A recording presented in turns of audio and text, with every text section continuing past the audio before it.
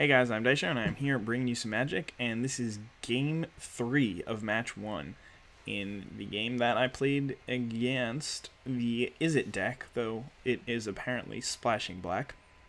I definitely saw Blood Crypt or Rakdos Guildgate in the other games.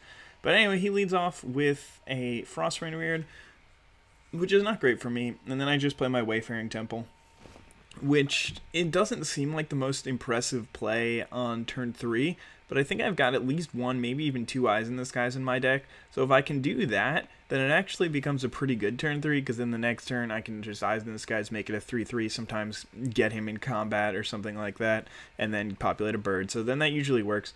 For me here, though, it could have been a lot better. I drew my Call to Conclave on turn 3, so I could have actually played that on turn 2 into Wayfaring Temple on 3, and then that would have just been utterly awesome.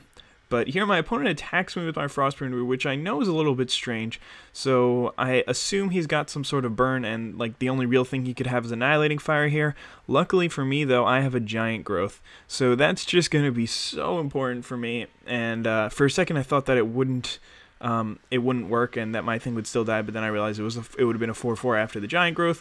But anyway, that was just such a huge play by me, and it allows me to not only keep my Wayfaring Temple alive, but get in for 5 and populate my Centaur. So that was just one of those situations where he probably should have done it on his turn, and it didn't seem too important until after he did it, when but by then it was probably a little bit too late, or it was definitely too late. And I mean, it's just he's so far behind that it's really hard to come back from this. And then especially since all he's got this turn is a Chromatic Lantern, there's really not much he can do. And he's pretty upset with himself because he definitely knows that he made a mistake and he should have just Annihilating Fired my Wayfaring Temple while I was tapped out.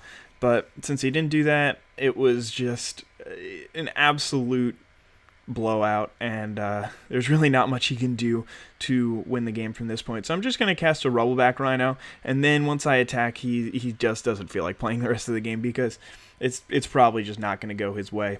Once I'm so far ahead, it's just really, really difficult to turn around. So anyway, I hope you guys enjoyed this game in the first match, and stay tuned for the next match. Have a wonderful day. Bye.